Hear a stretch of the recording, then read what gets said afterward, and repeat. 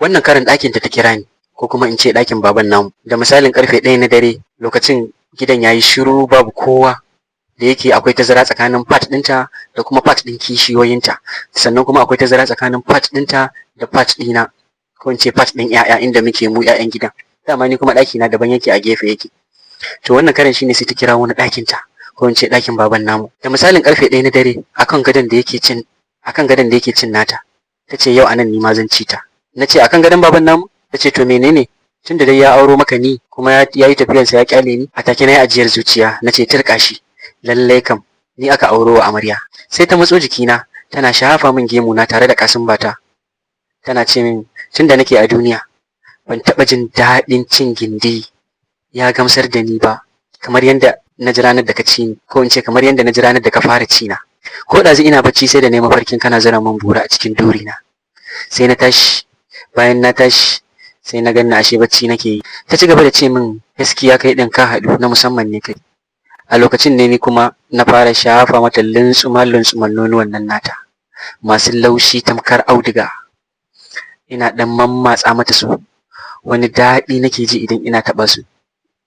Ina ɗan tsotsa sai in ji tana yin wani ɗan ihu a hankali, tana cewa ash ash wash.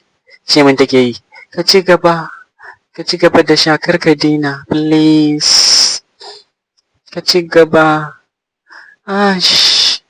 A lokacin burata tana hannunta na dama, ta miƙe ta yi sambel, sai lailaya min ita take yi, tana loading.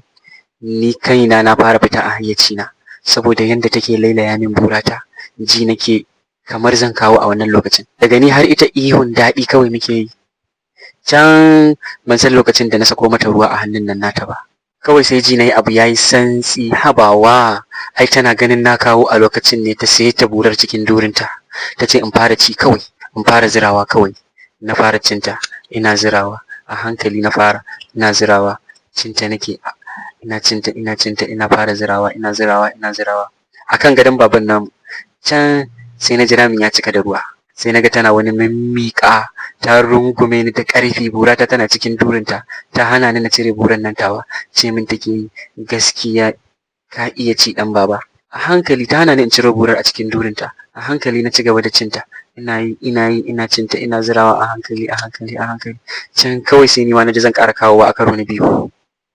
A nan ne fa na ƙara bolum, pa da ƙarfi ji kake, ina ta kap ina ƙara zira mata da ƙarfi a wannan lokacin. Can kawai sai na ji tsir na kawo. To wannan yi da sauri da ƙarfi da nayi yasa take ta yin wani ihun nata har ya ɗan fito fili. Kawai sai ji muka yi ana ƙwanƙwasa ƙofa, ana cewa a buɗe, me yake faruwa? Na ce karfa baba ne ya dawo.